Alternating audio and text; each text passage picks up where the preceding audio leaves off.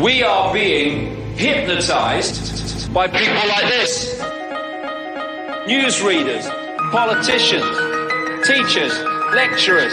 We are in a country and in a world that is being run by unbelievably sick people. The chasm between what we're told is going on and what is really going on is absolutely enormous. Oh yeah, dude. There's some Nephilim shit. It's like we all know what's going down, but no one's saying shit what happened to the home of the brave. These motherfuckers, they controlling us now, and no one's talking about how they made us modern day slaves. And everybody's just walking around, head in the clouds, and wanna wake up to a dead in the grave. By then it's too late, we need to be ready to raise up. Welcome to the end of days. Everybody is slaves, only some are aware that the government releasing poison. Welcome back, everyone, to another episode of Nephilim Death Squad. We have a very exciting episode. I say it's exciting because I know that Top and I are personally excited. And I know that a lot of our fans have probably heard us bring this up ad nauseum at this point. I think we might have mentioned this gentleman maybe in the past 5 episodes alone.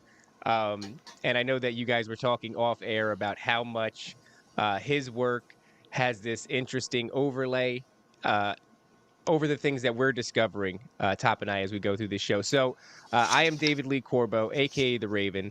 This is Top Lobster, and we are finally joined today by Mr. Jerry Marzinsky. Mr. Marzinsky, would you mind introducing yourself a little bit to the audience and letting them know where they could find your work? Okay, I'm a retired licensed psychotherapist with over 35 years of experience in working with thought processes of the psychotic and criminally insane in some of the most volatile psychiatric institutions in the nation. I've held positions as second lieutenant in the Arizona Civil Air Patrol, assistant scoutmaster. My formal academic training comprises a BA in psychology from Temple University, master's degree in rehab counseling from the University of Georgia, and 2 years of PhD study in a psychology program. I'm the co-author of An Amazing Journey into the Psychotic Mind, Breaking the Spell of the Ivory Tower. And I've been on the front lines in mental health for a long time. And I've seen what's going on, and it's a friggin' joke what they're doing. This drug-infused merry-go-round of a mental health system that doesn't cure anybody or anything, but's making these the psychiatric mafia and big pharma billions of dollars a year. It's crazy what they're doing.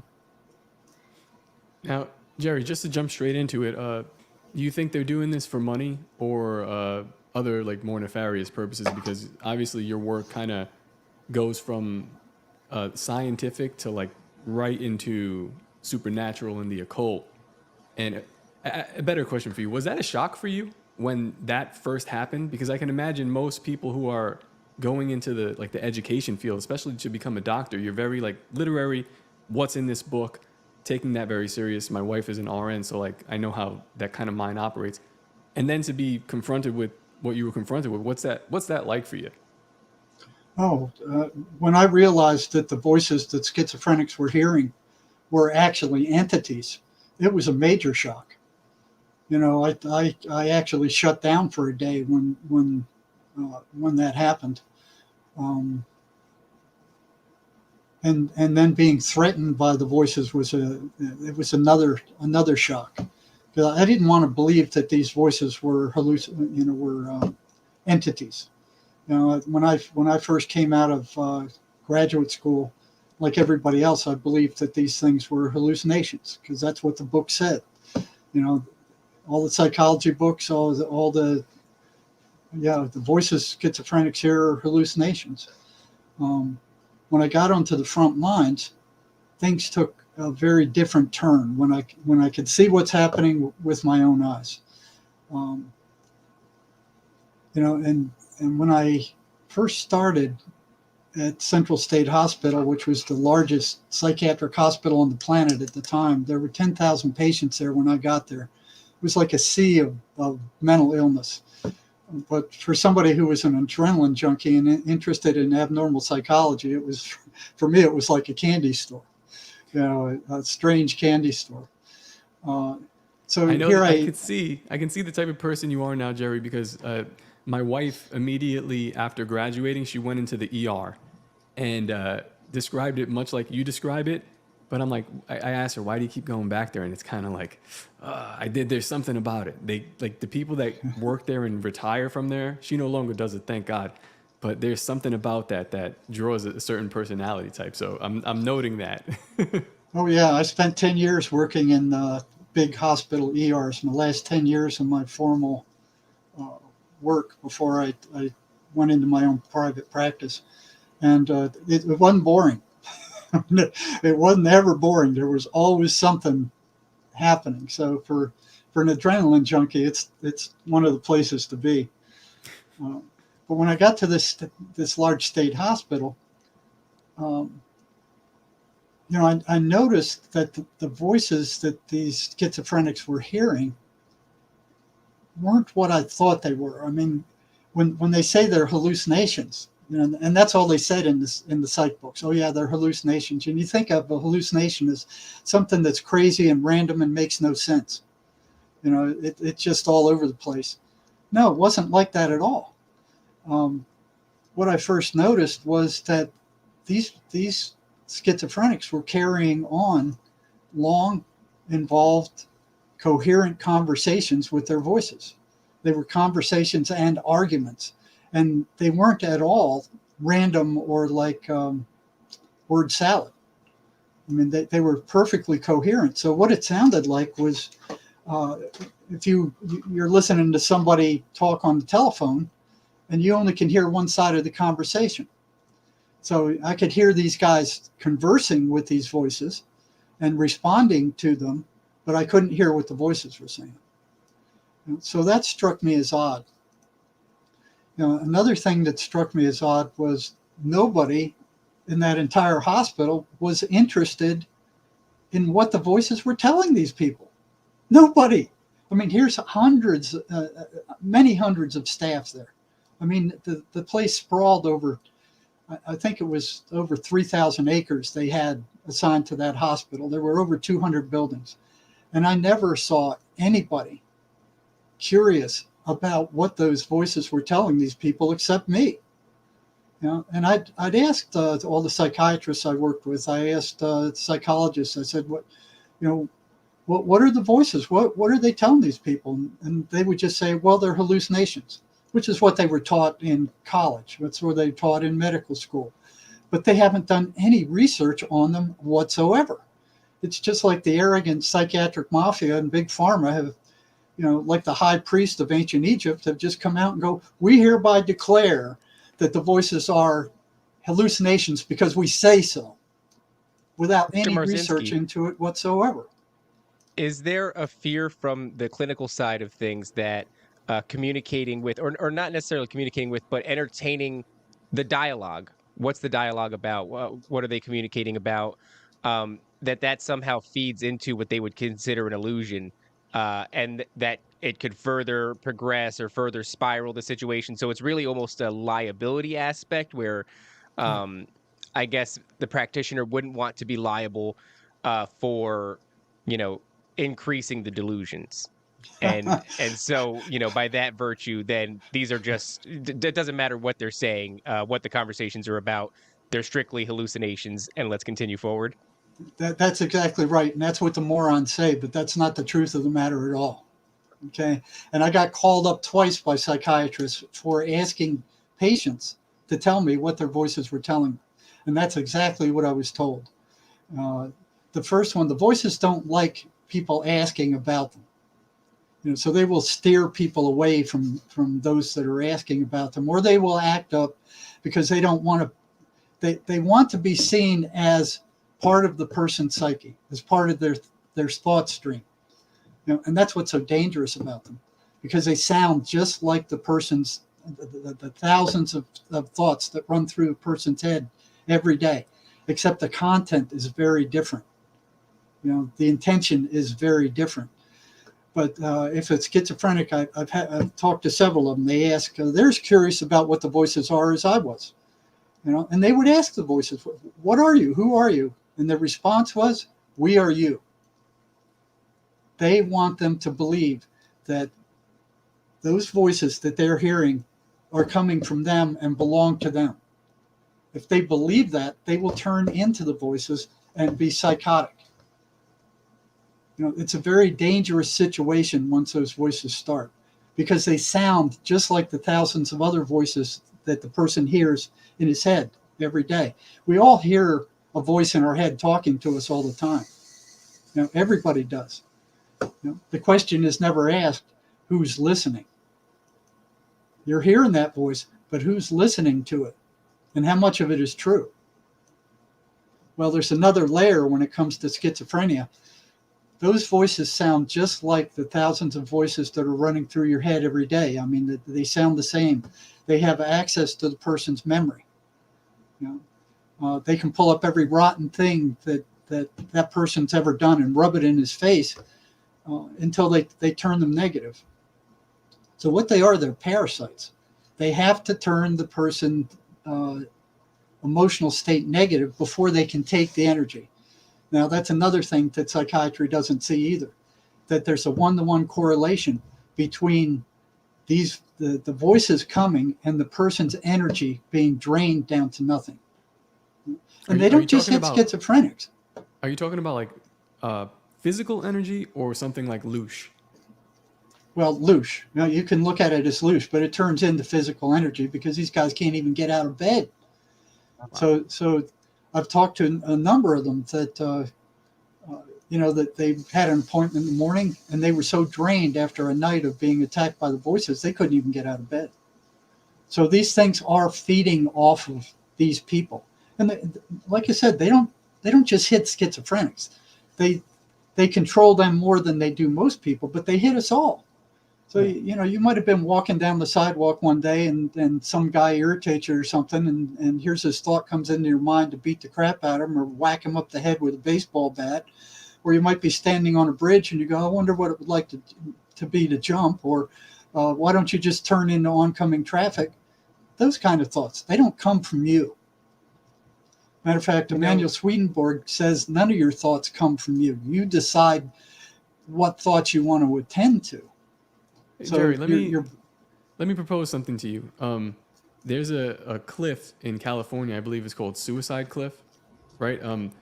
They found out, people would go there, they'd stop at this gas station, and people that weren't suicidal, a lot of them would just commit suicide. But the engineers and scientists or whatever found out that something about the what's the word? Like the acoustic resonance of this cove that people were in, it would draw them, like it would make them want to commit suicide or at least have these thoughts.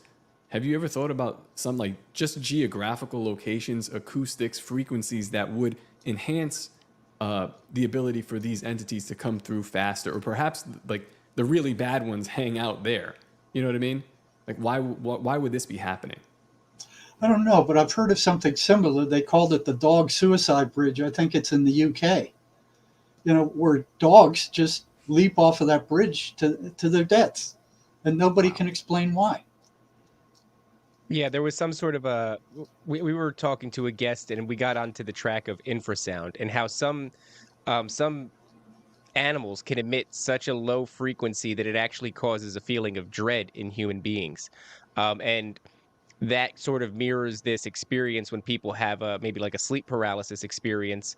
There's often this sort of vibrational, almost an electric buzzing, a sensation that's accompanied with a tremendous feeling of dread. And so we went down this interesting path about how various frequencies can produce different emotional states, but very high dramatic emotional states. For example, the fact that you would never experience that level of dread that you would in a sleep paralysis episode with some sort of shadow entity that these people describe oftentimes.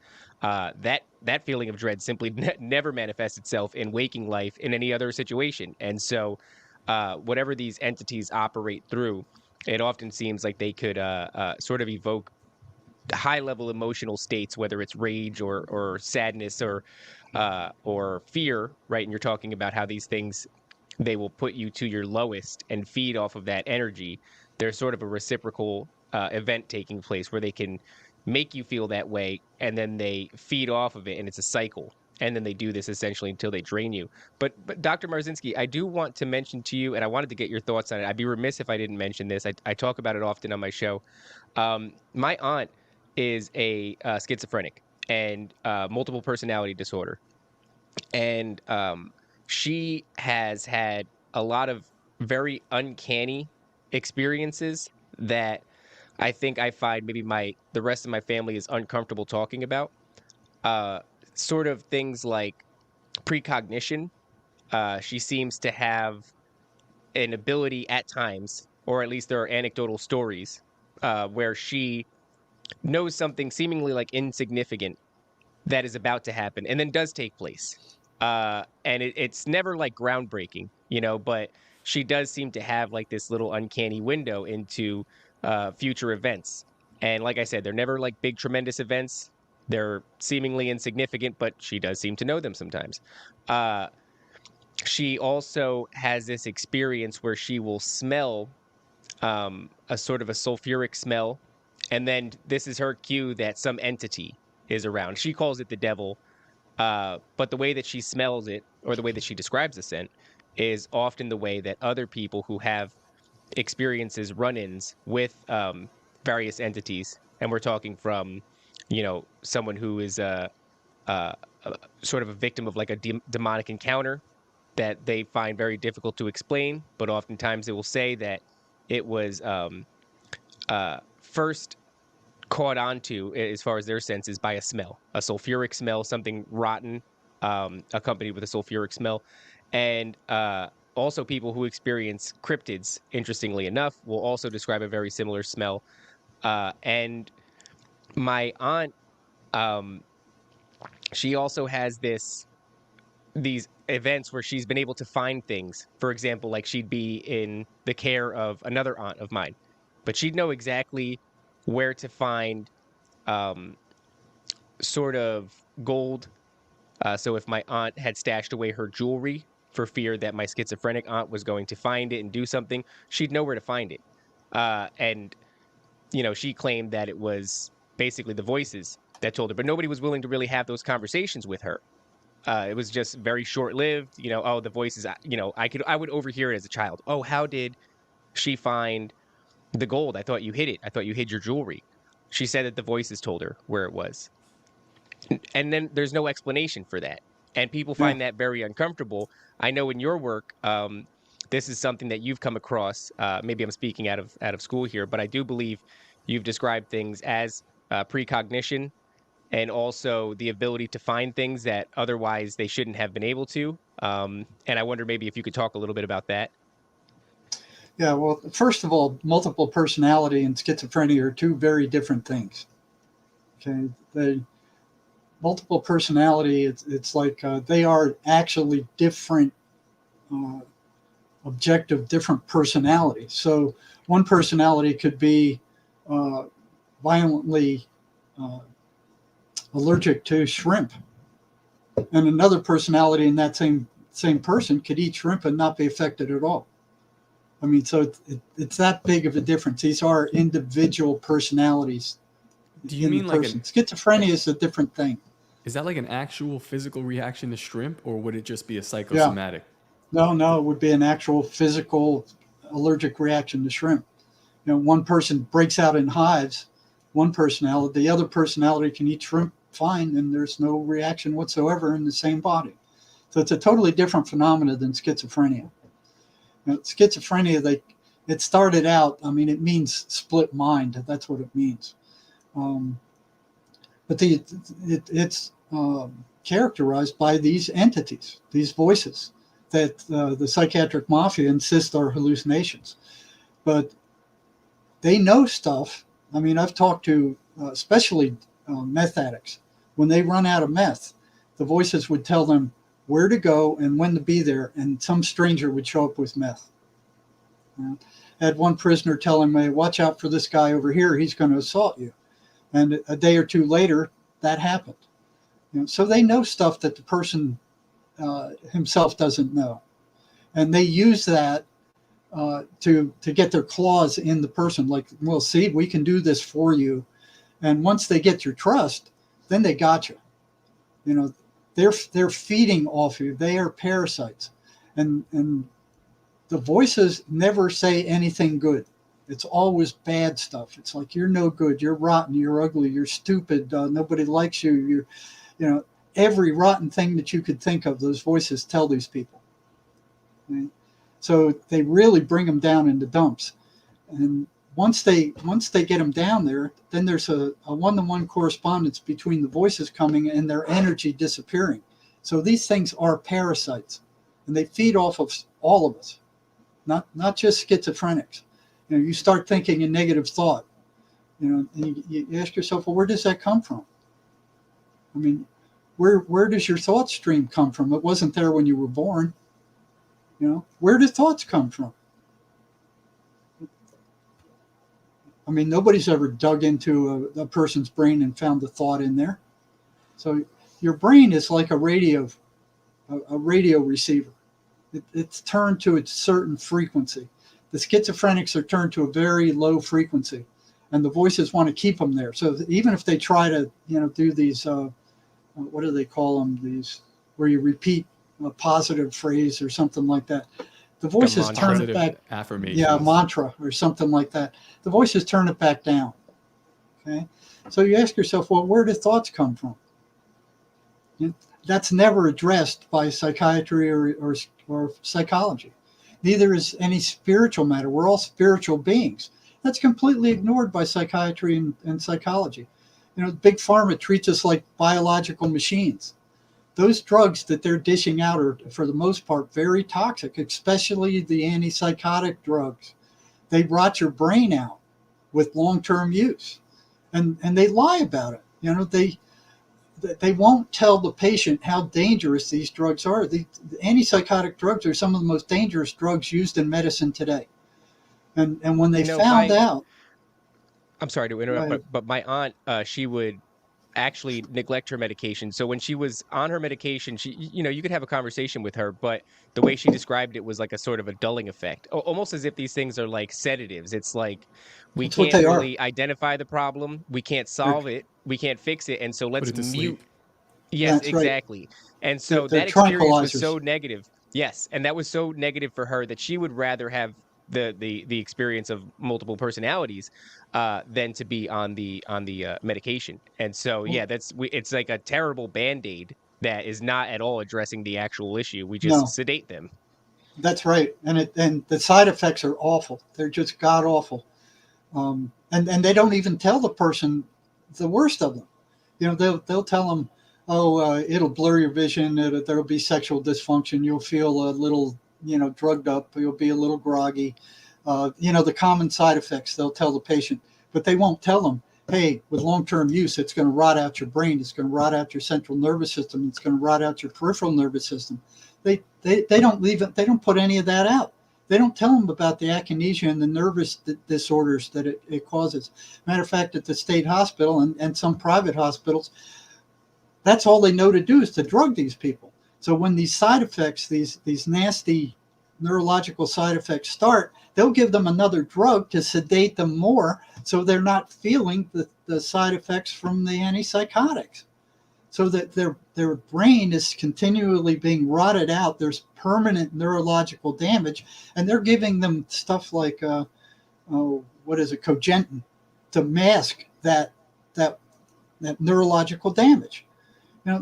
These people are and they know they're not curing anything. They know it. They're not curing anything.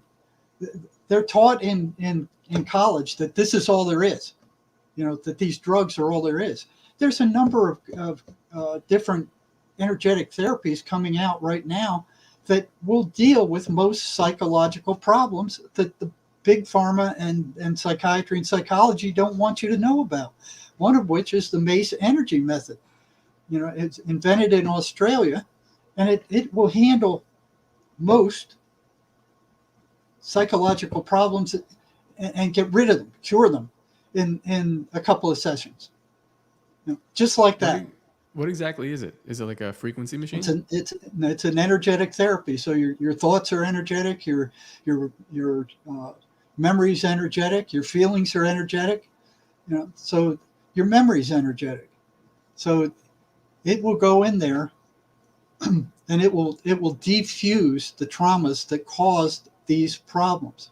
It's great with depression, it's great with neurosis, it's great with anxiety, it's great for kind of PTSD, most common psychological problem. It's having a little bit of more trouble with schizophrenia because those voices are different entities, but it will remove the trauma that they feed off of.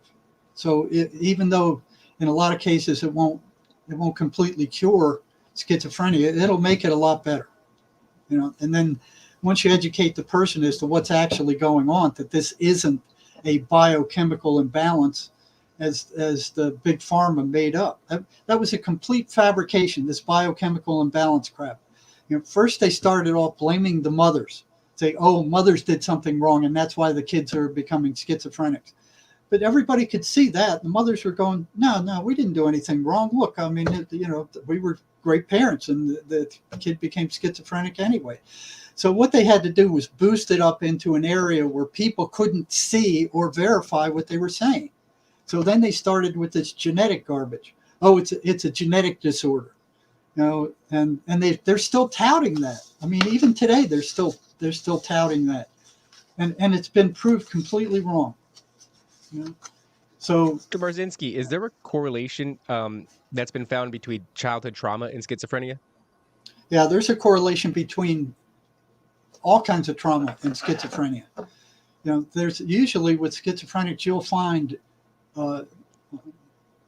severe physical, emotional, psychological abuse, sexual abuse. It's there. I mean, virtually all psychological problems are caused by some kind of trauma. You can be linked to some kind of trauma. And that MACE does great about getting rid of those things. You want to know more about it, there's a website, it's www.maceenergymethod.com/about/. Okay, I'm definitely gonna check that out. Let me ask you, I mean, when I'm more of a political guy, or at least I was, and then I started to figure out the kind of like energy stuff and this, conspiracy minded stuff. And when I look at like certain events, 9/11, COVID, a huge one, these are trauma events. And in my opinion, most likely done on purpose to feed on our illusion. And so is war. Yeah, oh, that's a huge one. All the wars that they constantly keep running. Yeah. It's just I called it demoralization before, but now I'm thinking just straight trauma, and it kind of does make sense if you are, let's say, like a lower vibrational entity that is in charge of this large apparatus called the government, and you kind of wanted to produce more ways for other entities to get into your general population of 300 million plus people. And then you combine that with antipsychotics, which is what you were just talking about. And it's, I feel like that creates the world we have today, where you're taking like half the people off the grid, then the other half, you're trying to drive them to insanity. The ones that you haven't doled down. Then there's a small remnant of us who are kind of seeing through the bullshit and still have our minds about us, as of right now. Man, it doesn't look very good. No, that's exactly right. Matter of fact, we've identified some 23 patterns that these voices run. Okay. Now the deal is, if they're running fixed, repeatable, non-variable patterns, they can't be hallucinations, which the psychiatric mafia is insisting, with no research into the matter whatsoever. They're just declaring that these things are hallucinations. And what's interesting is that these patterns that these psychotic voices run are the same patterns that we're hearing over the television every day from the mainstream media right now. And I'll run through some of them for you. Negativity. The voices are consistently persistently negative. They don't say anything good. You turn on the television and it's constantly bad news. This person died, that person died, people shot, these many people died in the war. It's all bad news being broadcast constantly all the time. Okay? The voices are anti-religious. They can't stand the 23rd Psalm. They can't stand the person going to church. They can't stand them reading the Bible. They can't stand them talking to preachers or being anywhere around a priest. What hallucination would do that? You know? Why aren't they, if they're hallucinations, why aren't they all over the place? Why aren't some positive? Why aren't some negative? Why aren't some neutral? Why aren't they all over the place like regular hallucinations? They're not. They're consistently negative, and you can see this for yourself. Anybody who works with these people, anybody who has a schizophrenic family member can see this for themselves. You know, you can see these things for yourself. They foster and create negative emotion. They don't ever say anything good to the person. It's all bad stuff. They're creating that negative emotion because that's what they feed off of. And then their energy level drops once these voices attack them. There's a one-to-one correlation between being attacked by these voices and their energy being drained. So they're parasites. And they're not just hitting schizophrenics, they're hitting all of us. You know, any negative thoughts you have about yourself or anybody else is put into your head by the dark side. Right? Your brain is actually like a radio receiver. You decide what show you want to listen to. You know, and if you're tuned to the negative stuff, that's what you're going to get. So these things are parasites, and people who are schizophrenics need to understand that these voices are feeding off of them. They're not there to help them. You know, they're there to drive them crazy and suck their energy. They get louder when ignored. I remember at the state hospital, one day I was in with a psychiatrist and the patient. The patient was complaining about the voices, and the psychiatrist said, "Oh, they're just hallucinations. Just ignore them." So I called that guy in a week later, and I didn't know anything much back then. And I said, "How's that working for you? You know, when you ignore the voices, what happens?" He said, "It's not working at all. They get louder." And that's a consistent thing. You can talk to all of them. If they try to ignore the voices get louder. They will not be ignored. Okay? They foster self-destructive or self-defeating behavior. They're always putting these people up to sabotaging themselves, to getting themselves in trouble, to getting themselves thrown in jail or prison. Once they get them thrown in prison, and the prisons have become the state hospitals now since they closed all the state hospitals, so they're putting all the schizophrenics in there now, and they're being abused and threatened and terrorized by some of these other gangster inmates. And then when their sentence is up, they release them with 2 weeks of medicine and $50 and said, "Okay, you're free." You know, they're in much worse shape than they ever went in there on. So the prisons are generating worse and worse criminals. You know, I've seen them release people that I knew would kill somebody in 6 months, but their sentence was up. They're done. And rehabilitation in the prisons is a joke. It used to exist back, 10 or 20 years ago. They used to have rehabilitation programs. Now they have virtually nothing. And the private prisons are even worse. They're just holding tanks. They don't do anything. They don't do any kind of treatment. They don't do any kind of groups. They're just friggin' stagnant holding tanks for these people. You know, and they pay off the legislators and go, "Oh yeah, we can keep your people in prison for cheaper than anybody else," because they don't do anything for them.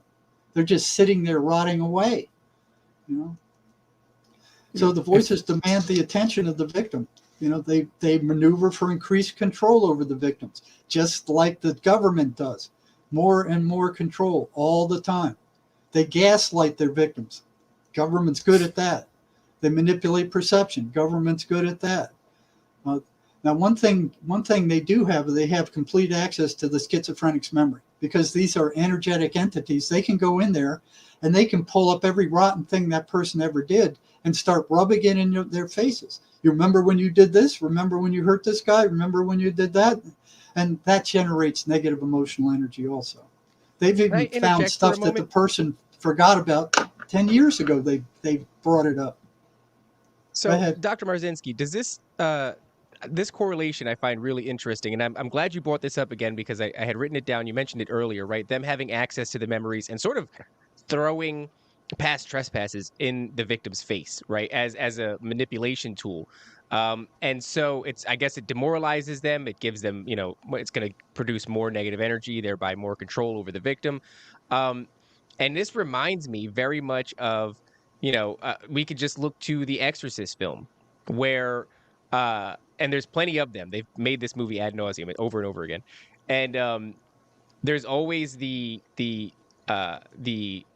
person who's been possessed by this entity has somehow the ability to recall something about, let's say, for example, the priest who is praying over them, trying to exorcise the demon. Suddenly, this person turns to them and knows a thing that they've done in the past and wields it against them in this moment. Yes, exactly.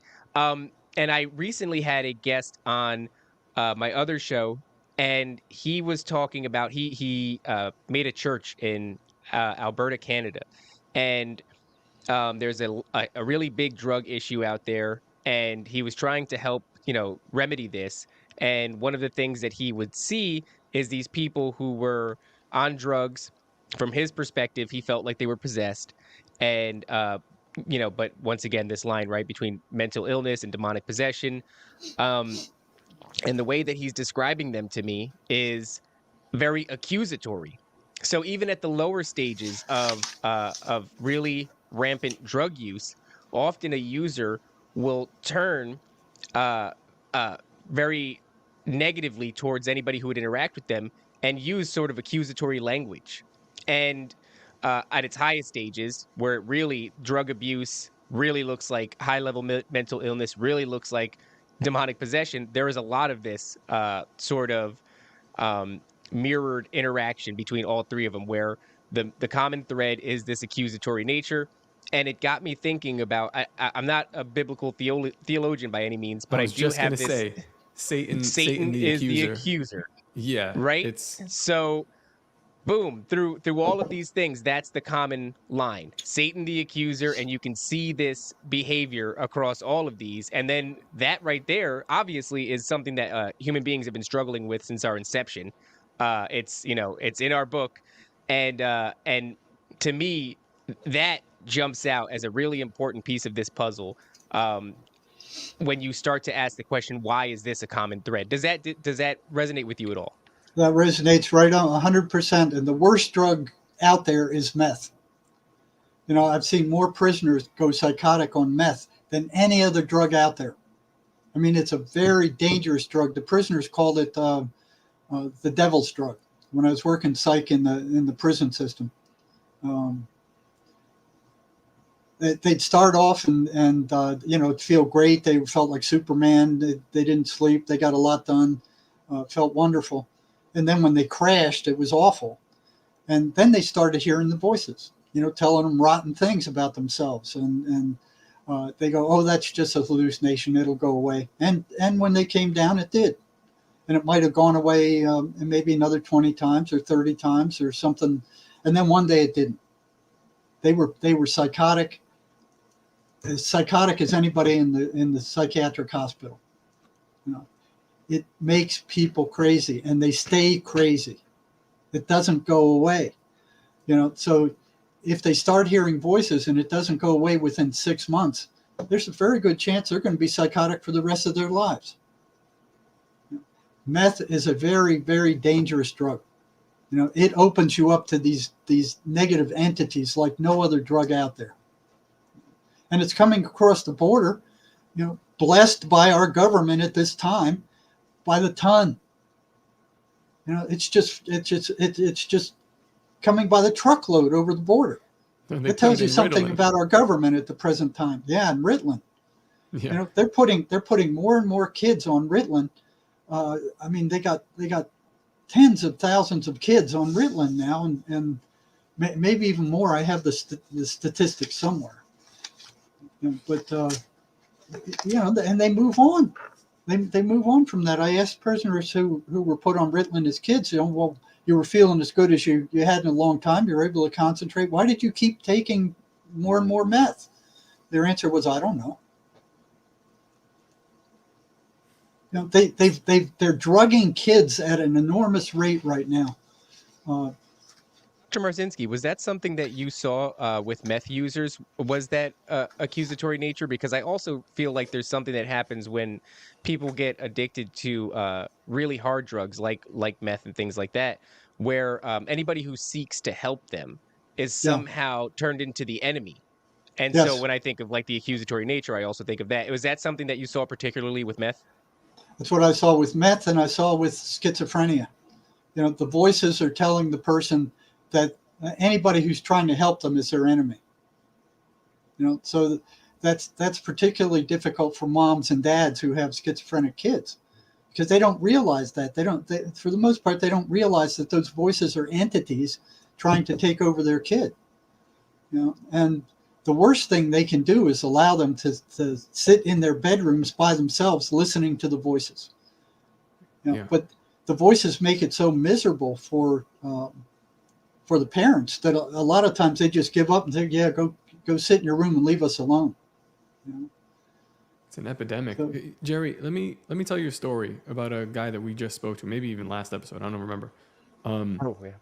He went on a journey similar to what you're talking about, using a drug and looking for answers from the other side. The drug was mushrooms, but what the story turns out that he told us is that he did make contact with entities from the other side, but they've been giving him advice, and it's been exactly the opposite of the traits that you just described with the schizophrenic entities. They're giving him advice. They're helping him with diet. They're helping him with life stuff. They're saying, don't work this job, go here. And he came on, he's fully convinced that he's communicating with them. And another overlap there was he was taking a lot of mushrooms to contact these things whenever they decided they would give him a nudge, hey, we want to talk, get the mushrooms.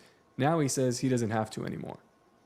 He got to a point I would like where, to also toss in there, they were pushing him, oddly enough, this is the only time I've ever heard this, pushing him towards Jesus and the church. yes, And now he's an avid churchgoer, prays on a regular basis, has an incredibly healthy lifestyle, has improved by almost all metrics, and I've just never heard any of these entities that you would contact through drug use. And I'm certainly not advocating it for anybody, and I don't believe he did either.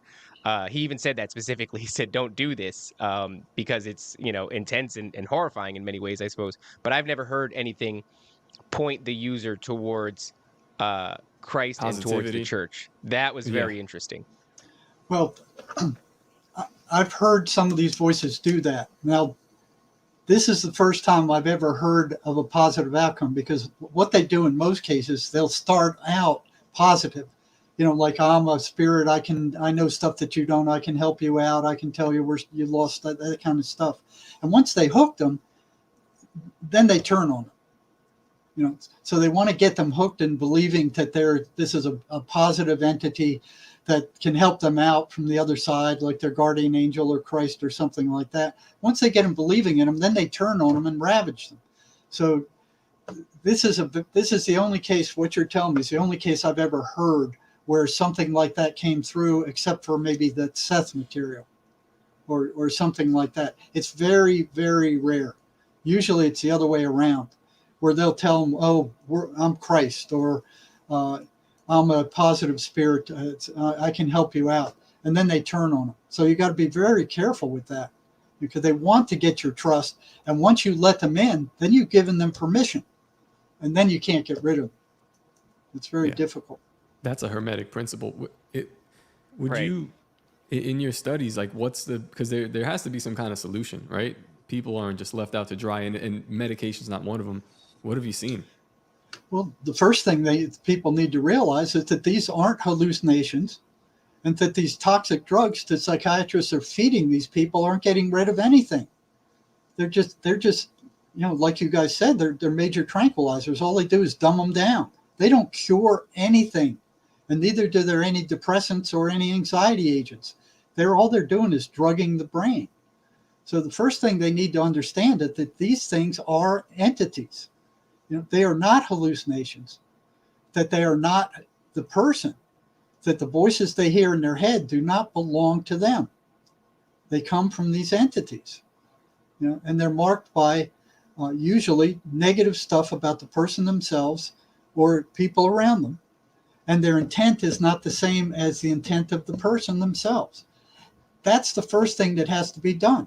And the mainstream media, big pharma, they're making over $4 billion a year on antipsychotic drugs. They don't want this information out. They're not trying to help anybody. They're not trying to cure anybody. They're trying to sell drugs. That's all they want. They could care less whether they work or not.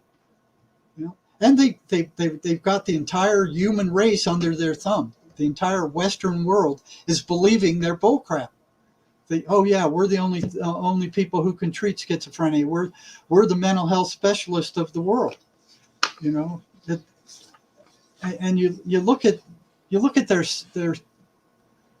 you would think that schizophrenics have a suicide rate of 3 to 5 times higher than the normal population. You would expect that from schizophrenics.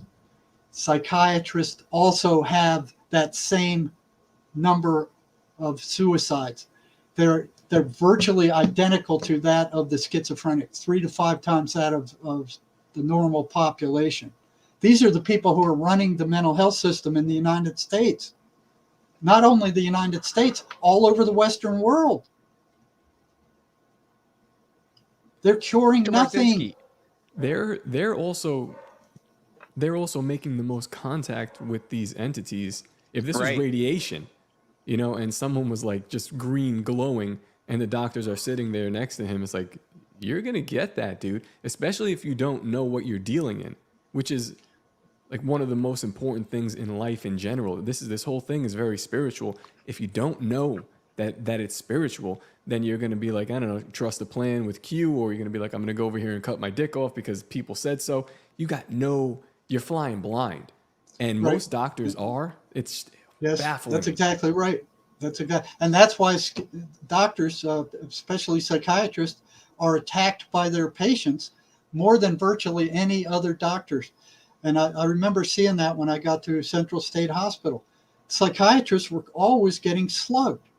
It was more than psych nurses. It was more than psychologists, counselors.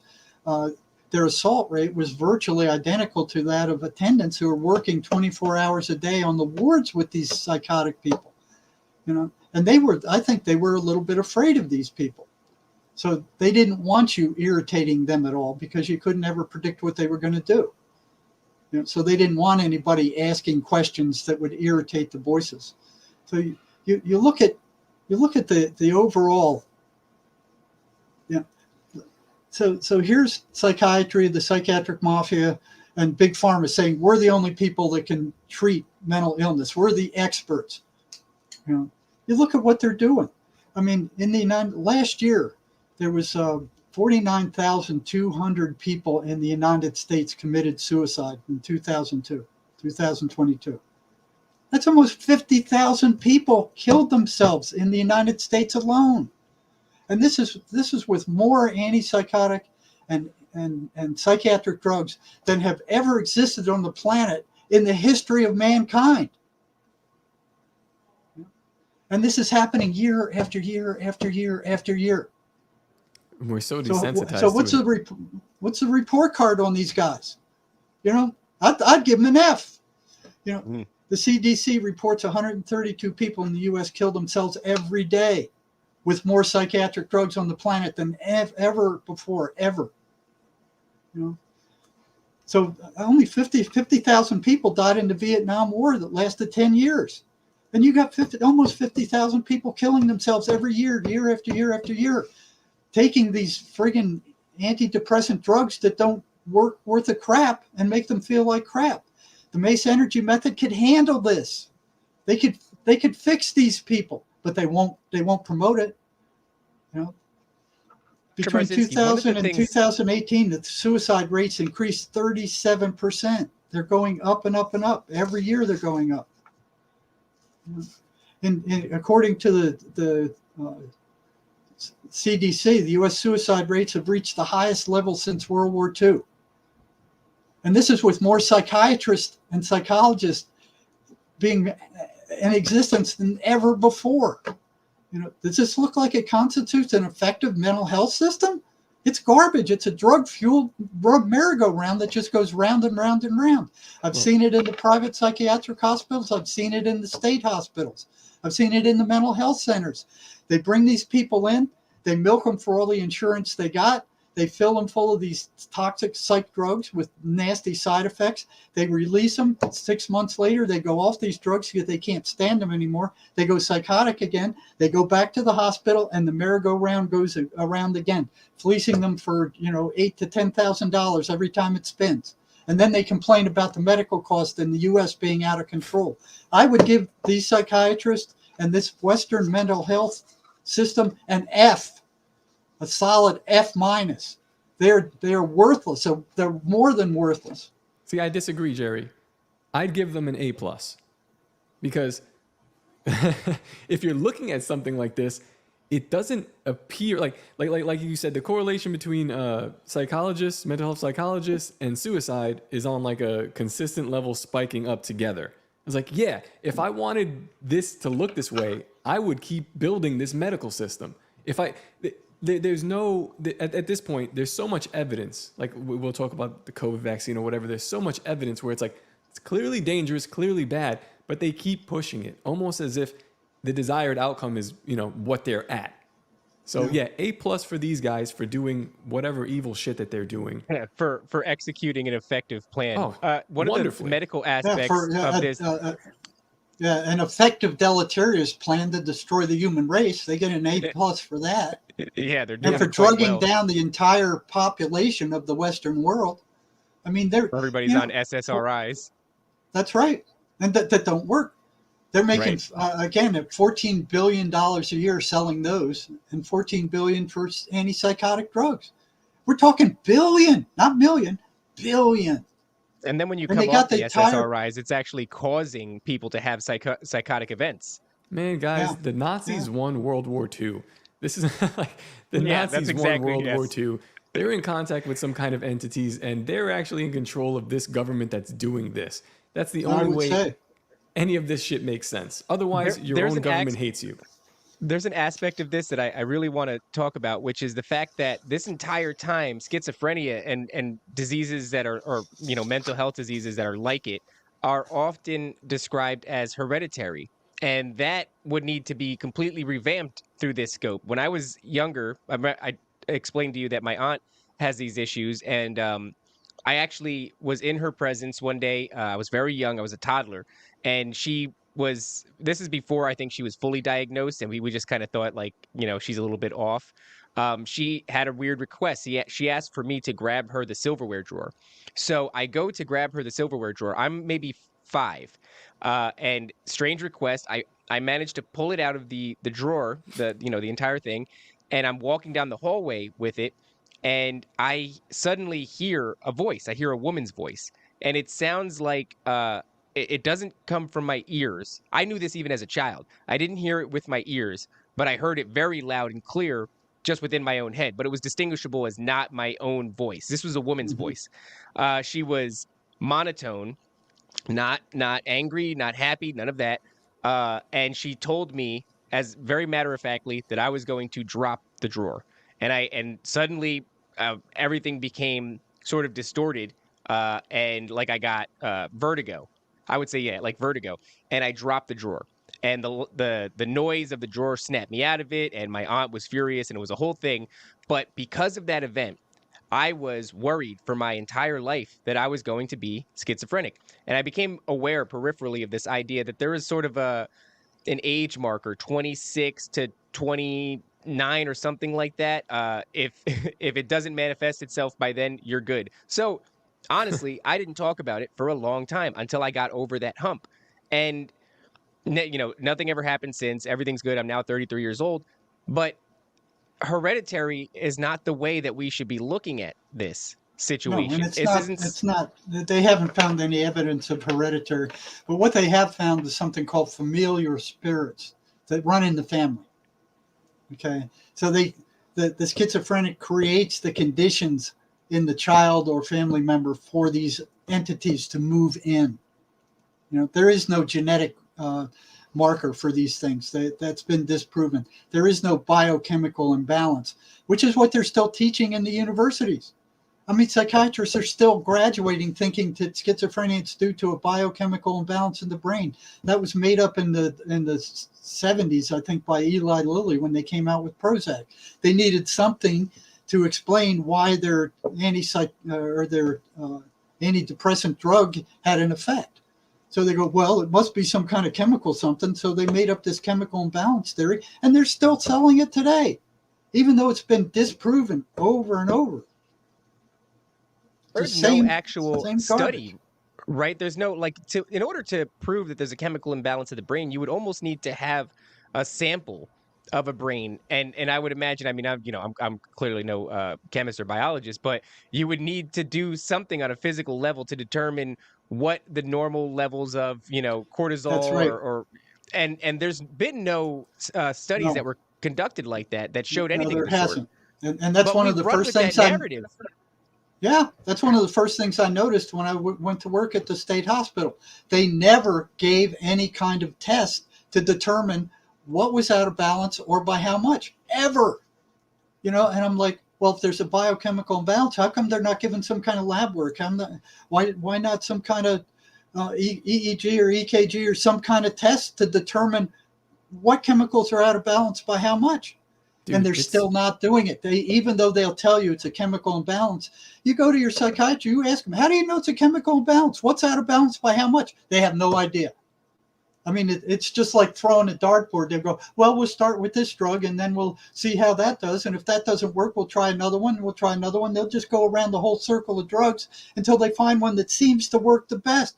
They have no idea what the chemical balance of the brain actually is. They don't know. They don't know anything, It's man. bullcrap.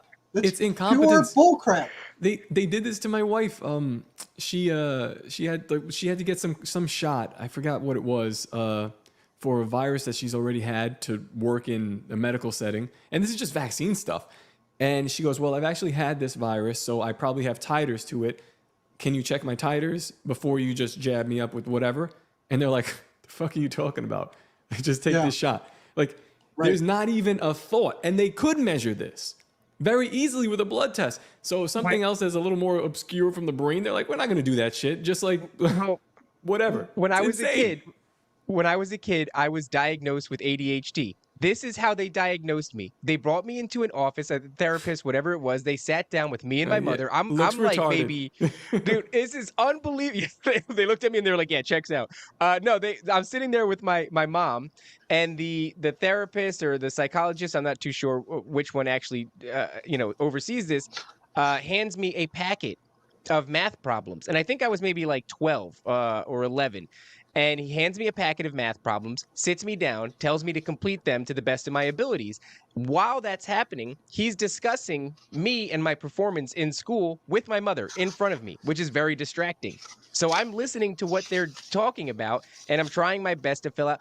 My inability to complete the packet to whatever standard that they expected me to be able to complete it was enough for them to put me on Adderall. And so I think I would have been 13 years old. That's 8th grade. For my 8th grade experience, I was on Adderall for a majority of that year based off of just anecdotal stories about my inability to focus in class and then my inability to finish a math packet in a timely fashion while they talked about me in front of me. That was how I was essentially put me on meth. Jerry, is this applicable to if we're to create another Nuremberg trial, I don't want to implicate you in it, but man, there's so many people guilty of just that story right there is baffling. They're like, hey kid, we're going to ruin your life if you don't do these math problems within this certain amount of time. And then they just go ahead and do it. It's wild shit. Let me tell you how bad it actually is. And these are old stats. These are very old stats. God. These are from 2017. It's much higher right now. In 2017, more than 7.2 million kids have been put on psychiatric drugs. Okay.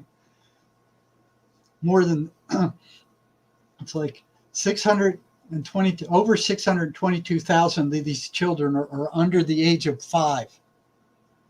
under the age of 5 on these major psychiatric drugs.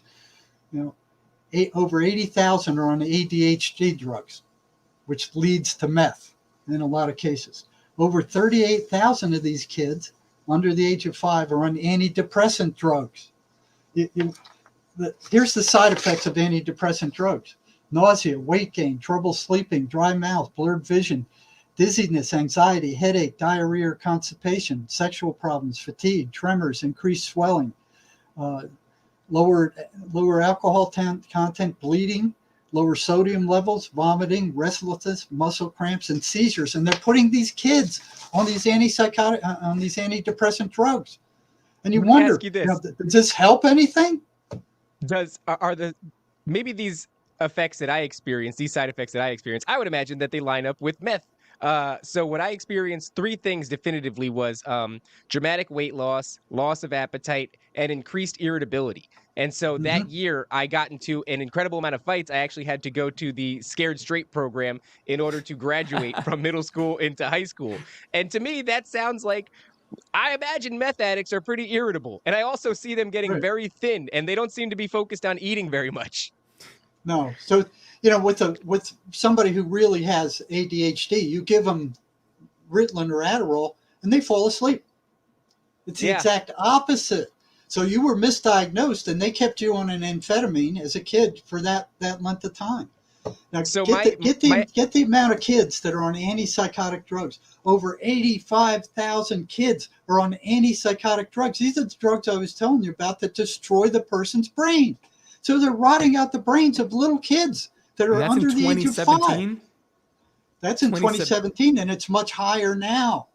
Imagine after COVID, that spike. Jesus Christ. Yeah, over 389,000 are on anti-anxiety drugs, which are addicting. These are kids. These people have no morals whatsoever.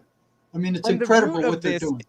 The root of this is to get children to adhere to a failing public schooling system, right? This school system is broken. The general public schooling system across the U.S. is broken in so many different ways. Children are not finding it to be engaging. It's not fruitful. They're not. They don't want to be there, right? This is essentially, many children describe it as prison, right? This is a pseudo prison system, and because your child will not bend to the rules and adhere to the system properly, then you go to a medical professional who says, put your kid on meth. It's almost like one government institutional system that is a failure or a complete success feeds the other. Like the education system, we can talk all day about what's wrong with it. I homeschool my kids because I don't fuck with that stuff. But it's like, yeah, it's a failure done on purpose to feed the next thing almost. It's disgusting. It's horrific. I mean, they want you dead, and they want to have sex with your children, and they think it's funny. Is what constantly comes in my brain whenever I think about this. They think it's funny. Yeah, the duplicity is incredible, especially with their DSM. It's the Bible for psychology and psychiatry. The Diagnostic and Statistical Manual of Mental Disorders, completely made up. All these mental illnesses are completely dreamed up by this panel of psychiatrists that meets every couple of years, and they just make these things up. They vote them in and they vote them out. It's a complete work of fiction. There is no test to test for any of the mental disorders in this group. In this book, and it looks impressive. You open it up and here's all these numbers and subcategories, and it looks like some scientific thing. It's far from it. It's a joke. It's a series of behaviors that these people have pathologized. So every single one of the more than 296 psychiatric disorders in the DSM-5 and later have been completely made up. The list of fabricated mental disorders appear to be increasing astronomically with each edition of the DSM. They make more of them all the time. They have to use these categories to charge insurance companies. In 1952, the DSM listed 106 psychiatric disorders. In 1980, there were 256 of them. The DSM-5 lists 297, and they appear to be fabricating more with every edition. You know, there 2/3 of the psychiatrists on the board that are making these things up are associated with big pharma. They're getting kickbacks from big pharma. You know, not one of these 297 medical disorders has a defining lab test or any other kind of test to diagnose what these things are. There are no blood tests, there's no lab tests, there's no x-rays. These are just classes of behaviors that are made up by psychiatrists and voted to be a mental disorder. You know? I think what's worse right now, too, is that talk about a layup for the pharmaceutical industry and the medical apparatus that surrounds it, is that we are now in this epidemic of, I don't know if you guys have noticed this, I notice it constantly, people who are more than happy to self-diagnose. There's like sort of a cult of personality that's developed around relating to or you know, claiming to, oh, that's like, I can't tell you, TikTok is inundated with, this is how to know that you have ADHD. Not only that, this is what, if you have this going on in your life or that going on, and it's some of the most benign, inconsequential things that they'll go, this means that you have ADHD or this means that you have that. There is a sort of a reward system, a cultural reward system set up around self-identifying as having a mental illness. This is something that I've noticed like is rampant. As somebody who was diagnosed when I was a kid, I find it horrible to just hear this. It's almost become a fad. Well, that like is, I think, an accurate way to put it. What's that called? Is it Munchausen syndrome? Where you have proxy. Well, you have someone abducted, and then eventually they start to defend you. They start to defend their abductor or abuser. It's kind of what's happening. Yeah, it's Leech Trolls in the chat actually just said it. Social contagion. I think that is that's what it's become. These obscure, hard to diagnose, no tests, no background for it, no actual evidence that there's a chemical imbalance. These things have become social contagion, and that is, I mean, we're not only are we one of, it's only us, and I believe where did they film Lord of the Rings? Not Australia. There's another place. I forget what it is. But there's only two. New Zealand. New Zealand and the U.S. are the only two countries, as far as I'm concerned. I don't know if it's changed since I learned this, that actually advertise for pharmaceuticals. And so this is a payday for, you're doing the work of these, you know, pseudo intellectuals, these medical professionals who would be diagnosing. You're doing it for them. And you go to them and you go, well, now it's not, well, I saw a commercial and the commercial said, if you experience A, B, C, and D, you may be, you may have this disease and may be eligible for this medication. Now it's not even that. Now it's happening for free. Nobody has to pay the advertisers. TikTokers are doing it. It's on social media. These people who aren't even paid by the industry are telling you that it's sentient. Yeah, they got the ball rolling. They're exactly. Yeah. Mr. Marzinsky, there's a great question here in the chat. I just wanted to ask you this. They said, thoughts on Christians using the name and authority of Jesus to cast out demons. There are many videos of this deliverance online, and it's compelling. And one of the episodes I was listening with Tony Merkel, guy had a sleep paralysis entity on him. He like mumbled the Lord's Prayer, and he said it was similar to throwing a flash bomb in the room, how the entity reacted to him. Just like vile. That's exactly right. That's exactly right. I've seen it over and over again. They can't stand the 23rd Psalm. It's like burning them with a blowtorch. You know, Psalm 91 they can't stand. They can't stand going to church. You know, I did a little study on that once when I was in the state hospital. If the voices were very weak and the person went to church, they shut up. They didn't say anything when they got in the church. If they were moderate strength, they would just babble on so the person couldn't hear what the preacher was saying. If they're very strong, they would drive them out of the church. They'd jump in there and they would run out. But yeah, why would a hallucination be anti-religious? Why would they react so vehemently to the 23rd Psalm? I had one patient describe, he said that they react to the 23rd Psalm like worms thrown on a hot frying pan. And several others of them have affirmed that. They can't stand the 23rd Psalm. Why would a hallucination do that? Why would a hallucination be consistently negative? Why wouldn't it be random? Why wouldn't it be all over the place? I mean, these things, if they're running patterns, they can't be hallucinations. That's all there is to it. There's a pattern to them. Something is holding them to that pattern. Something is proliferating that pattern. The psychiatry just doesn't want to hear it. Neither does psychology. Even though, those traits, those aspects that I read you about, that's, what they're doing is the voices are energetic entities. What they're doing is like if you got a magnet, a big magnet, you can't see that magnetic field. You can't hear it. You can't feel it. You can't taste it. You can't touch it. For all practical purposes, for you, it doesn't exist. So you get a bottle of iron filings and you put it on top of that magnetic field. Now you can see the outline of the magnetic field. Those patterns that I was reading to you, and we only read maybe 10 of them, there's 23 or more. Those are the iron filings for these schizophrenic entities. That's the operational definition. That's what they are. That's how they operate. And what psychiatry is trying to do is like pouring Thorazine on top of a magnetic field and expecting it to dissipate that field.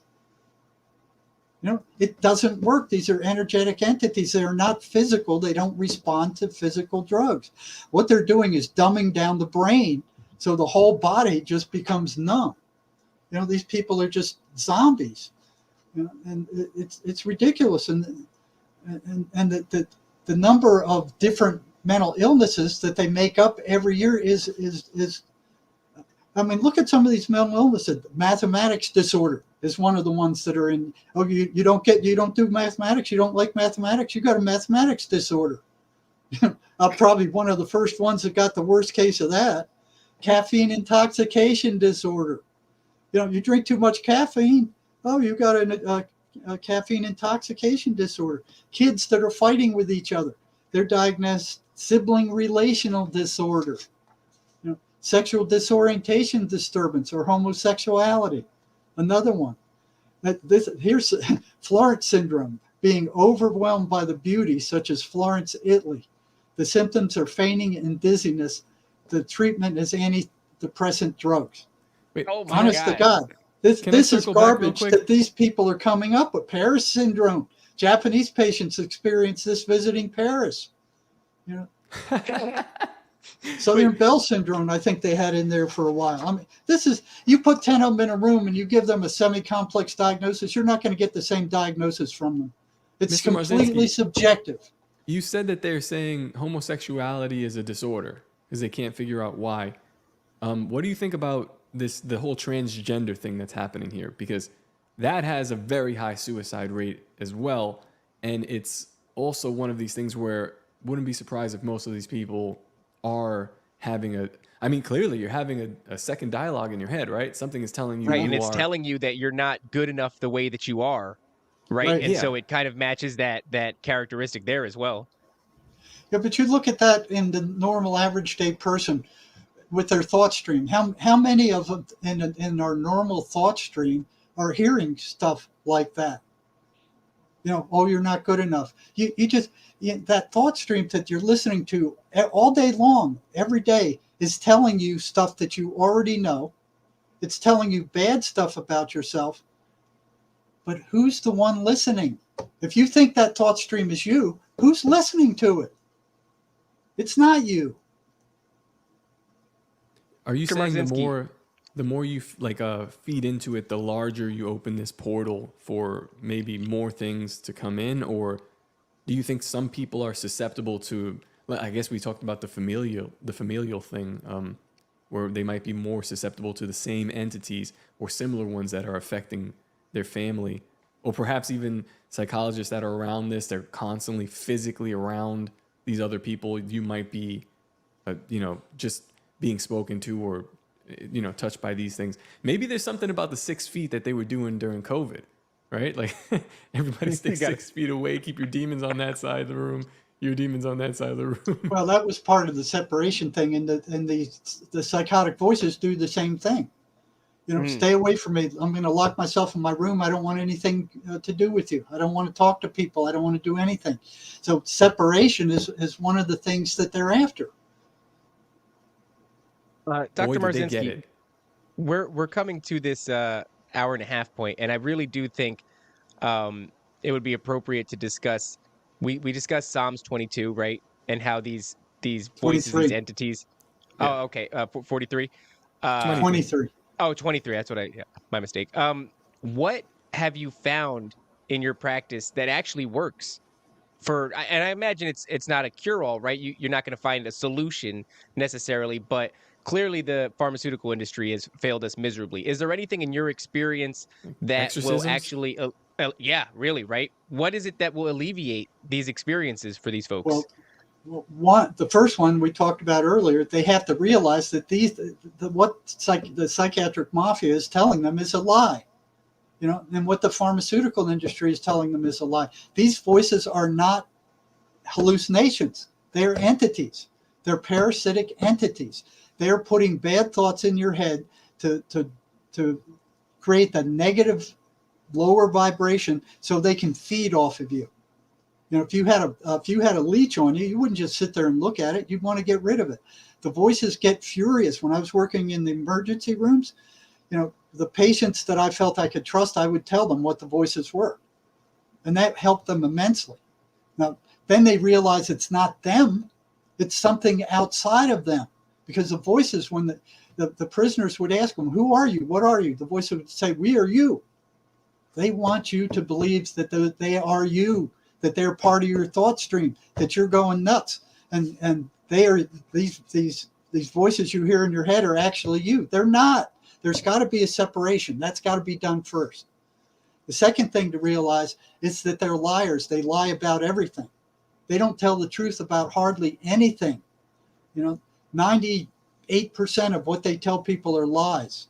So Sherry, my co-author in this book, if you want to know more about this stuff, how we came to the conclusion, you can go get this off of Amazon. You can get it off our website at jerrymarzinsky.com. There's a lot more information there.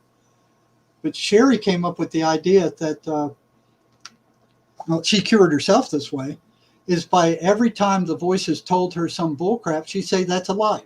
That's a lie. That's a lie. And 98% of the time it was a lie. Okay.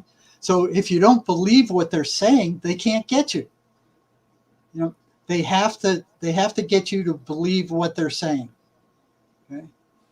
So those are two things that can be done. Jerry, there's a lot more.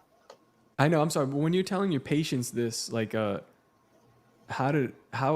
what's not just the success rate, but like I could imagine this could get really tricky for these people, especially if you're at like a low energy level and you're telling something like, I'm on to you. There's probably going to be some kind of a fight. And oh yeah, there's a fight going on. There's a fight going on all the time, because at some level the person realizes that they're being pulled in a direction they don't want to go. That the only time there might not be a fight is the ones who believe. So did another study on what these people believe. The ones who believe what psychiatry is telling them, that these are hallucinations, there's nothing they can do about them except take their toxic medications, they're the ones that are the worst off. They're the ones that are least likely to succeed. Then there's a middle group that are going, well, I don't know what they are. I'm not sure what they are. They haven't made the decision that they're hallucinations, And then there's the third group, that the group that has the most chance to succeed are the ones that realize that these voices are not them. They're not who they are. They're coming from somewhere else, and that they're the enemy. They need to be fought against, because what they're trying to do is take more and more control over the person constantly. And if they can get you in prison in a negative environment like that, that's a hog's trough. The prisons are a hog trough for these things. You can feel it as soon as you walk in the door. I worked 18 years in the psychology department of a major, state prison, and you could feel it as soon as you walk in the gate. I mean, it's just like, oh, the prisons don't cure anything.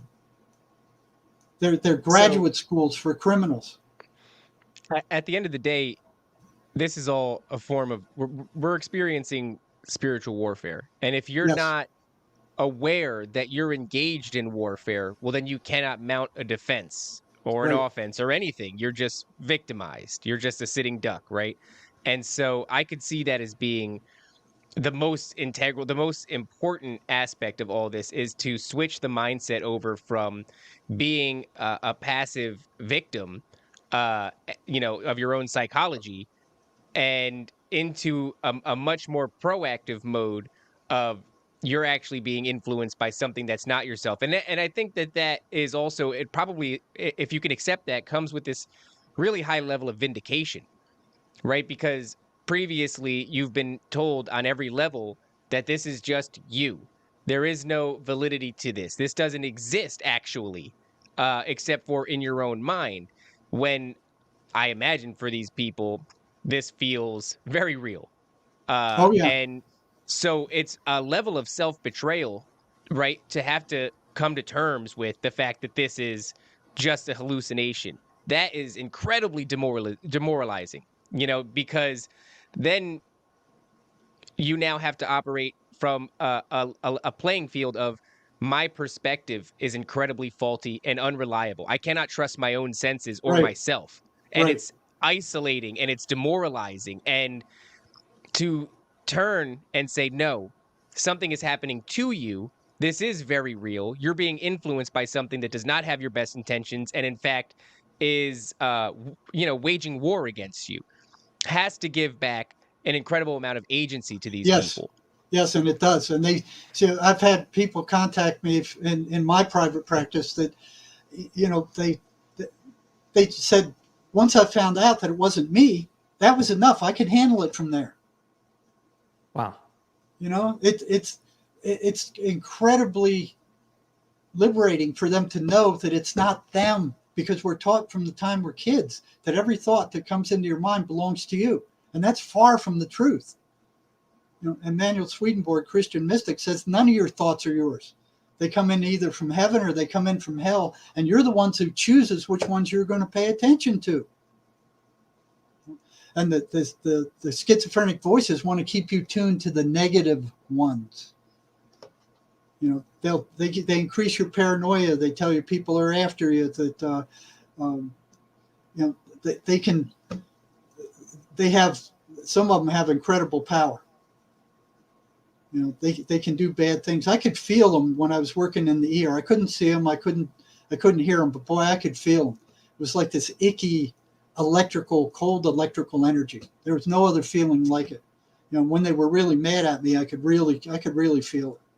It was a little spooky, but yeah, the first time, so I saw they were running these patterns, real quick. So what I started doing was throwing monkey wrenches into the patterns when I was working in the state prison, because in the state hospital, I couldn't experiment much because if they told the psychiatrist I was threatened, I had to keep a real low profile. In the prison, I had a group of prisoners around me all the time who would tell me in real time what the voices were saying. So I could try all kinds of stuff with them. So I'd do all these experiments. I'd say, here, try this, come back in a week and tell me what happened. That went on for years, close to 18 years. And I'd find all these things that would mess up their patterns. And then one day they started coming in and going, the voices don't like what you're doing. They don't like you. They don't want us coming here. They're telling me not to come here, to blow it off, that you're crazy, you're stupid, don't come here. And that I found that interesting. One after another would start saying, the voices don't like you. They don't like what you're doing. Okay? Then one day, one guy turned around in the doorway and he said, you realize what you're doing is dangerous, don't you? Messing with the voices. And I just looked at him. I'd never thought about it. I thought, well, they're stuck in their heads. They can't come out and get me. They're stuck in their heads. But I listened to it. I mean, I kept it in the back of my mind because it was so odd. I mean, he just turned around as he was about to leave. He looked me straight in the eye and he goes, you realize what you're doing is dangerous, don't you? And I just stared at him like, no, I hadn't considered that. So that same guy came back a few weeks later without a pass, knocked on my door in the psych department. He said, the voices want to talk to you. Now, that had never happened before. I'd never spoken to them directly. It was always the patient would tell me, the voices are telling me this is what they're saying. And then I'd tell him, well, go tell them to stick their head in the toilet or whatever. I mean, it would go that way. You know, they never spoke to me directly. And this guy, and I asked this guy, I said, they want to talk to me personally? He said, yeah, they want to talk to you personally. And that kind of took me aback. This is where my denial system completely collapsed. I mean, it was already in shambles because I had overwhelming evidence that these things were, they were entities. They weren't hallucinations, but I kept denying it. I didn't want to see it. I didn't want to hear it. I didn't want to go there. You know, so I kept pushing it off and pushing it off. And oh, it's something with their subconscious. So I invited this guy in, and we both sat down. I said, okay, what do they got to say? And these words came out of his mouth. You have no right to interfere with our way of life. Boom. My head just exploded. It was like, so they are entities. They aren't something. They are separate entities in this guy's. And this guy went, that wasn't me. That was them. You know. Was it a threat? Like, you have no right, or were they just like, were they complaining? Like how they thought that would work. Well, it blew my mind. I mean, I shut down the office. I didn't see anybody the rest of that day. It was like my denial system had completely collapsed, you know. And it took me a few weeks to kind of shake that off. But I knew at that point that these were entities. They weren't hallucinations. They weren't some figment of the subconscious mind. They weren't some, you know, made up bullcrap. That they were actual entities that could think and could speak and could reason to some degree, you know. So that didn't stop me, you know. It just shook me up really bad. I mean, it shook me up. My denial says now I'm dealing with entities, but I didn't have any map, any cognitive map of where I was going or the territory I was entering into or what the roadmap was. It was just complete unexplored territory. I had no idea where I was going. And there was nobody to talk to. I couldn't talk to anybody about any of this stuff. I had to keep it to myself. And there were times I felt like I was going crazy. So the next big thing that happened is the same guy. I was reading a book called The Voice of Knowledge by Miguel Ruiz. I mean, anybody who's interested in mental health ought to read this. And it was talking about these things being parasitic entities. And I called this guy back in again. It was weeks later. And I said, I want your opinion of what this guy had to say. And I had a paragraph kind of highlighted. And I did that all the time. I would bring stuff in. I would ask schizophrenics thousands of questions about everything. I mean, constantly I was asking them questions. And, you know, they trusted me and Jerry, I was getting a lot of information. It would have been a great podcast. You messed up, man. That's a number one. Well, you know what? I do have transcripts. I have word-to-word transcripts. We can do that another time to actually take you there. But what happened this time was the same guy that warned me, you know, what you're doing is dangerous. I said, I'd like your opinion on this. This shaman is saying these things are parasitic entities. You know, I didn't say that at the time, but I'd like your opinion of this. I started reading it, and when it got to the point where it actually spoke about these voices being parasitic entities, he got glazed over. He sat there just like a zombie. You know, I looked up at him and I'm like, what do you think? And he's just staring at me. And then I heard this crackle erupt behind my head. It was like, it sounded just like a electrical welding torch. You know, that kind of crackle. It was a loud electrical crackle. And it exploded right from behind my head. And I'm like, what, you know, like, what the hell's happening?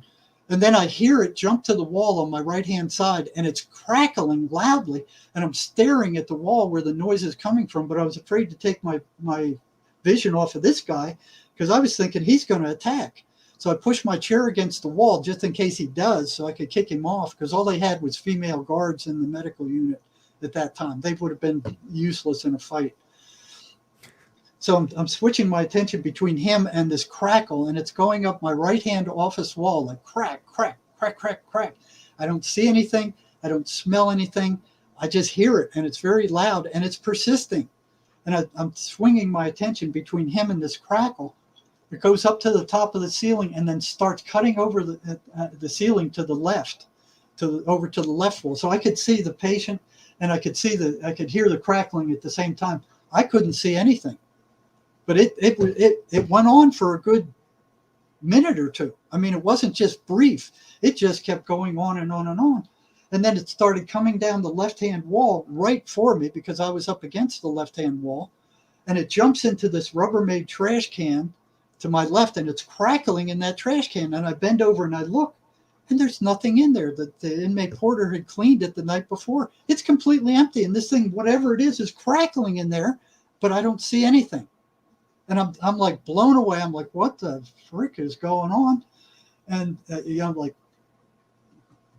blown away. And then this guy slowly gets up and he goes, I gotta leave. And I'm like, yeah, go get the hell out of here, man. Go. You know, I was like, you know, and I was just so relieved to see him leave the office and walk down the hall. So after he left, I searched the walls. I mean, is there any burn marks? Is there any evidence of what I just heard? Of course, I couldn't tell anybody about this. You know, there's nobody. They'd think I was a nutcase. You know, so after I checked the walls, I didn't see any burn marks or any evidence that anything had ever happened. I walked out into the hallway and I started looking at all the doctors' and nurses' offices. Nobody was in there. There was no cause for this. You know, and I'm just completely blown away. I mean, I didn't see anybody the rest of that day. I just closed my door and canceled all my appointments, and my mind was just warped. And it took me 3 or 4 months to get enough courage to call this guy back, you know, and I eventually did it. He looked good when he came through the door. I thought he'd be a wreck. I thought he'd be a total wreck. You know, and I told him that. I said, you look good. He goes, no, I've been doing what you told me. I haven't gotten rid of them, but I'm able to hold them off to a certain degree. You know, so they haven't taken over, but I haven't gotten rid of them. And I said, well, sit down. I want to ask you some questions. I said, you remember the last time you were in here? Did you hear that crackling noise? He goes, yeah, I heard it. He said, but I was surprised you did. And I said, you know, what the blazes was that? And he said, that's them. And I said, them who? The voices? He goes, yeah, they were the voices. And I said, well, what in the dickens were they doing? He said, they were trying to scare you off. And I said, they did one hell of a job of it, you know? So, you know, we talked a little bit more, and that's the first time I've ever experienced anything like that. And I was shooken up because it's like, I have no cognitive map of where this is going. You know, where is this going? So I said, you looked really strange when you left my office. I mean, you looked like a zombie. I said, what were the voices telling you at the time you got up and left my office? He said, they were telling me to go get a shank and stick it in your gut. Holy shit. And I'm thinking, oh, he wouldn't do that. I've been working with him for 6 months. He wouldn't do anything like that. He's an okay guy, although he's a little strange. He wouldn't do that. And I said, well, why didn't you do it? And he said, I couldn't find one and nobody would give me one. That warped my head. And I'm like going, where is this going? I don't have any map of this territory. I don't know what this is. It's like entering, you know, it must have been like when Columbus sailed for the New World or something. I mean, it was like, where am I going? And I couldn't talk to anybody about this. There was nobody to ask. You know, there was nobody to talk to. You know, finally, maybe a few years later, my co-author for the book, you know, I'd known her for 10 years before I started telling her one day about a patient I was working with. And she goes, oh, I know all about that. I heard voices when I was a young woman. And I'm like, I can't believe it. So I started hammering her with all kinds of questions that only somebody who heard the voices would be able to answer. And bam, bam, bam, one after another, she answered those questions. There was no doubt that she had experienced the voices, and she's one of the most spiritual people I've ever known. Her name, Sherry Sweeney, my co-author in the book, An Amazing Journey into the Psychotic Mind. And then I had somebody I could finally talk to about the voices. She understood, you know. So I couldn't talk to my wife because she'd go, oh, no, you shouldn't be poking into the heads of these psychotic killers. Don't do that. That's bad. So I couldn't talk to her. I couldn't talk to, my psych friends because they didn't believe in it. They all believed that the voices were hallucinations. I had nobody to talk to for years. And there were times like this where I felt I was actually going crazy. It was very, very isolating, very, very lonely place to be. Wow. Well, Jerry, we're coming up on time here, and let me just say something to you. I mean, I'm obviously younger and way less educated than you, but I feel like all that craziness that you felt is going to be, obviously, it's going to be fully redeemed, if not already in your eyes, as we get to the times of things will be as they were in the days of Noah, this sort of stuff. That we're quickly coming upon this time where I feel like people are waking up and also realizing this from your point of view. They're seeing what you saw 20, 30 years ago, and unfortunately it wasn't your time back then. But I feel like unfortunately it might be our time. So thank you for coming on, and this is just I feel like I could talk to you for another 5 hours, but what a fascinating subject, and what you're doing to kind of enlighten the people listening and just anyone who can hear what you're saying of what is going on today and how much is proliferated and where we're headed, and perhaps a way to battle it. I think that's the most important thing. Well, people can go to my website at jerrymarzinsky.com, then go to articles. There's things that they can do themselves there. Okay. Now, don't forget about MACE. I mean, psychiatry should be replaced by this MACE energy method. I mean, it actually works, and it works quickly, and it actually solves and gets rid of psychological problems. Again, there's the website is www.maceenergymethod.com/about/. There's MACE therapists there, including myself. This will be. I'm gonna. If you could send me the links, I think you might have already. I'm gonna put this in the description to all the videos, so people can just go and click. Because I know people are lazy typing stuff in, but it's important. Okay, I'll send it to you.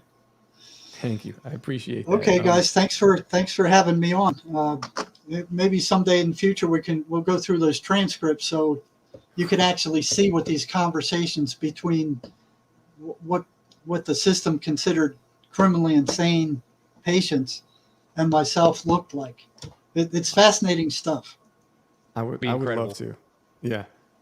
Thank you again, and I'm gonna let you get out of here, man. David, anything you want to plug before we go? No, just thank you for your time, Dr. Marzinsky. This was genuinely a pleasure. A dream come true. Okay. Well, send me a link when you have it, guys. All right, will do. Thank you. Have a good day, guys. We'll see you soon. Peace out. Right. The greatest hypnotist on planet Earth is a oblong box in the corner of the room. It is constantly telling us what to believe is real. If you can persuade people that what they see with their eyes is what there is to see, you got them. Because they'll laugh in the face of an explanation that portrays the bigger picture of what's happening. And they have.